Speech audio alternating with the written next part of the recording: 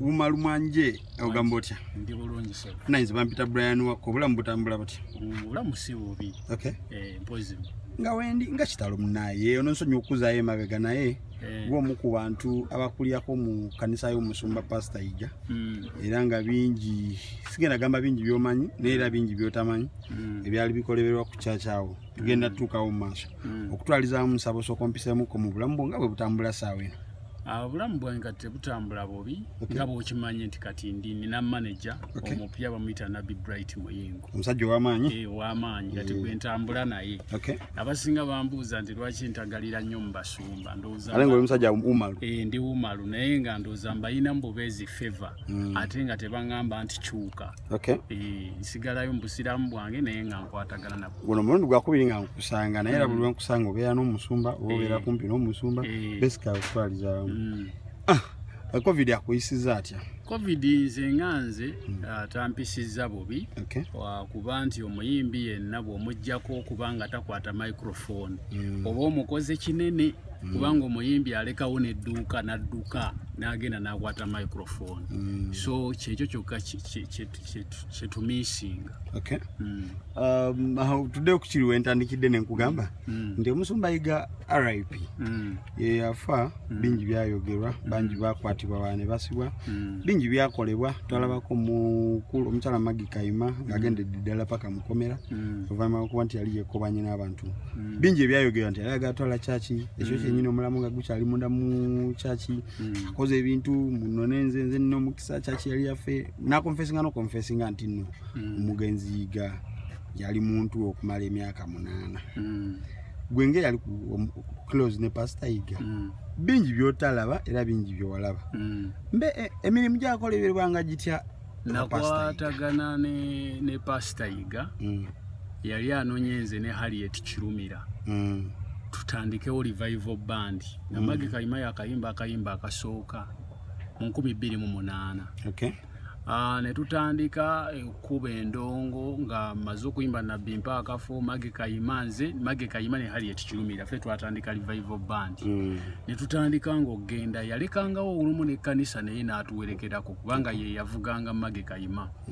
ne tugenda ne tukuba ebidongo okuva mu 2008 nga ndi ne Pastor Yiga era Harriet Kirumira bwe kyamulemerera nze nasigalayo ne Magi Kayima era mu biseera ebyo mu 2010 Magi Kayima ayagala agende South Africa bagulewo kanisa naye omusumba Yiga ayagala amugulirewo 2010 kati Magi Kayima atuleka byokuyimba revival tusooka tugistopinga ate nankulu agenze kakati bwagenda ate bwatuuka eyo bigaana naddanga ate bamulina bubyeyo ogamba otya nti obizzaayo biki n'akomawo 10 kate bamuttire nayo nga n'ezo sente zifudde kati bwadda akomawo asanga ffe twaleeta Madiina agenda okuba bibuuza nga Magi Kayima tali Uganda kati Madiina ate Magi Kayima adda nga Madiina ate w'amaanyi nnyo kati Magi Kayima naga nti ono omwana obwana gwe naleka wano tasobola kubanga star nga bamuvunnamira n'okunsinga kati n'agamba nti nange kanziremu nkole ki nyimbe awo tuddamu tukola revival eringa phase 2 eyalimu Magi Kayima Ajati Madiina yibuuza nange Ajati Madiina yibuuza mukazi wo teyali mukazi wo anti omuntu nasemba okola naye wangamba mulina muno anti kisobola okusobozaala muntu nga si mukazi wo genda maaso awo nkitegedde kakati Magi Kayima tutandika okukola n'Ajati Madiina bibuuza naye atumuyiizaawo ennyimba atandika fulumya oluyimba akuba oluyimba Mwami Bibumba emitima gy'abantu tuddamu okuzimba bandi bupya naye era entabwe we yava nga ono Magi munene alaba munene ne Madiina alaba ki munene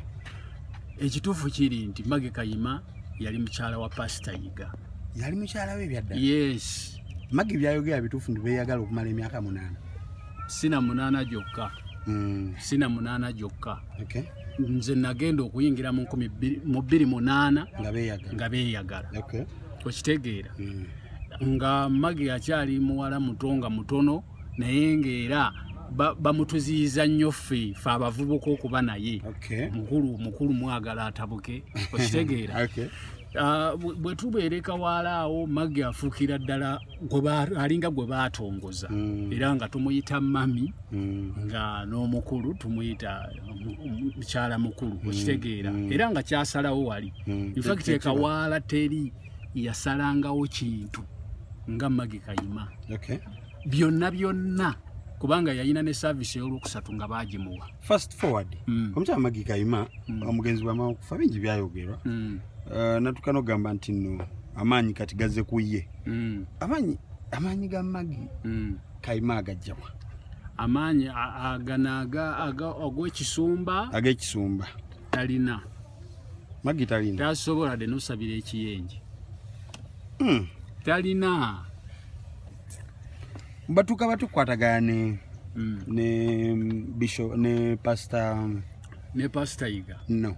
ono omulala gwe bamukwata naye mu motoka nga bagenda anti ye Pastor Siraj Magi Kayima ine ebintu bingi byakola Magi Kayima bw'amala okuva Pastor Iga balazaawo ebyamasabo byagenzeemu biki babaddeyo ne Bena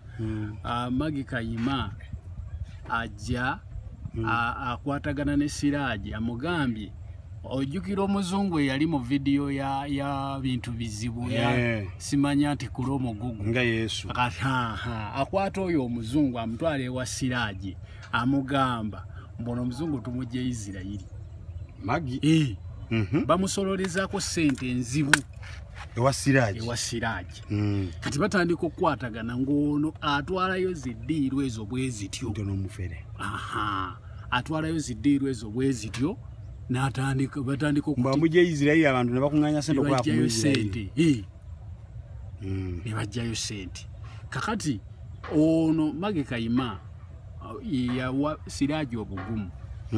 n'ebintu ebimu genda ng'abimusomeramu kubanga Siraj muto ku Magi Kayima mu by'ekisumba Magi Kayima yabeera ne Pastor Iga okuviira ddala mu 2007 Siraj okuyingira ebyekkanisa abiyingidde bane revival weeri 2013 njagala kumanya biki ebyo ebyakoleberwanga ku church because abamu bagamba obumu n'okubujuliza obwaleetebwanga omanyi mufuta bamwogerako bibi just twogera mu bwogezi kwenge yabeeranga ku church obumu n'obujuliza obwaleetebwanga bwalinga bwakiwaani nakimpatira ekyo sikirinaako bukakafu kubanga ye Pastor Iga kyemmanyi ebbanga lyonna lye twabeera naye nga ebintu byakola kizibu nnyo okumutegeera movement size okujjako nga muzze mu by'endongo naye era ffe twaliwo nga tukimanyi bulungi nti Pastor Iga byakubanga waaliwo abantu abawa obujulizi nga waliwo ne baakoledde ne tulaba nako so ebyo tetwabiyingiramu naye ffe nze kyempakanya kubanga ono ye ate Magi Kayima ye twabanga nnyo close naye era n'ebyo bye bagamba simanya afuuka simanya ebigere byakoze bitya Mumuli Katumba ye yaveeyo ng'akipanzi najja n'akwatanga ne Pastor Iga ne bakitandika twali Mbaale ebivulu bya Mamuli Katumba ebyali Embaale naliko nze ne Magi Kayima bwe yadde e Kampala bw'ati yatuukira ku TV n'agamba Magi Kayima nagenze mukonkona n'ensanga pusi biki ne bitandikira awo tafuukanga nako talina wadde n'amaanyi agatta ekiyenje wadde obugere bw'embuzi nga bwe tabulina mu bikolwa ebigambibwa nti byali bya kirogo kiganda kigambibwa okuba Magi Kayima y'omu ku abo abaali babikola mazima gatya sikiwakanya ekyo sikiwakanya byaliwo naye nsuubira nti mwannyina oyo aleka yeyenenya omanyi Magi Kayima oyo omulaba bingi bye yakola n'ebimu nga temusobola kubimanya kati naye kasita yajja mu kuziika ffe twamusonyiwa twatwali tetumusuubirawo kubanga mu kuvaawo baayogeraganya ebigambo bingi baayisiŋŋanya ebigambo naye ffe abamanyi bwino twali tumanyi nti ekyamazima Kayimaawo nkimanyi nti teyazaalawo omwana naye ate eri teriiyo mukazi omugenzi gwe yali ayagadde nga Magi Kayima okitegedde n'okujja kwa Pastor Andrew Jengaawo kwalimu amaanyi ga Magi Kayima kubanga Andrew Jengo yali mwana wa Pastor Yiga atabeera waawo ng'era Pastor Yiga omwana oyo kugamba nga ebyabaana si byaliko oli n'amuga nti ajje era Magi Kayima oyo yaweererako nga yamukyalira ne visiting days yagenda yamushoppingira ebintu byanaatwala okitegeera so ayina ettafaali lye yateeka ku kawaala lwakuba mu kuvaayo n'ayonoona nnyo kati fe okumusonyiwa twamusonyiwa olw'okuba nti yajja muki mu kuziika neyeetonda fast forward Pastor Yiga yalinanga shegamba nti kikyolifa teweerabire saawa eno ngenda kubuuza ekibuuzo kyekimu mugenzi kikyolifa teweerabidde ku Pastor Yiga kyendifa seerabidde ku Pastor Yiga yali musajja mugezi nnyo ate yali tayagala kulemererwa Yiga n'okulemererwa nga tebikwatagana yajjanga n'atubuuza nti bannange ennyimba zammwe eyo muziwulira wansi batumanyi oba tebatumanyi netumugamba muzeeyi tebatumanyi bali abantu batukuba omuziki abayigozi n'agenda counseling n'afuna obukadde ameka n'ayita Fred yali atambuza ennyimba ku radio ne TV n'agamba zino oba kyetaagisa ki oba kyetaagisa tuyite mu mawulire ki balina okubamanya kati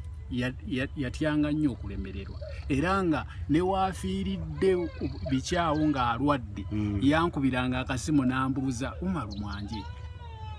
mwe mutambulatambula eyo TV yange bagiraba in fact nina obulumi nti kati bweri si bwe yalibadde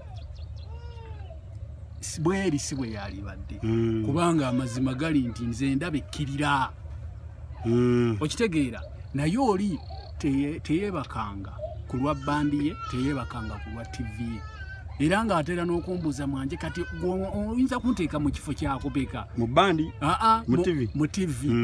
muzeeyi kati tulumye mu namba 7 nange bannaye nga ndi wala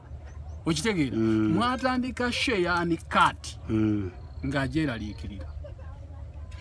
n'agamba abasajja bayiyize kyemanyi kankubuulire omuntu ateegomba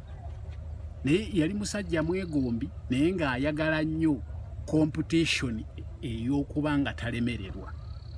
kyekintu kyemuyinza okumujjukirako bwe baatandika waliwo omusumba gwe bayita Pastor Kayanja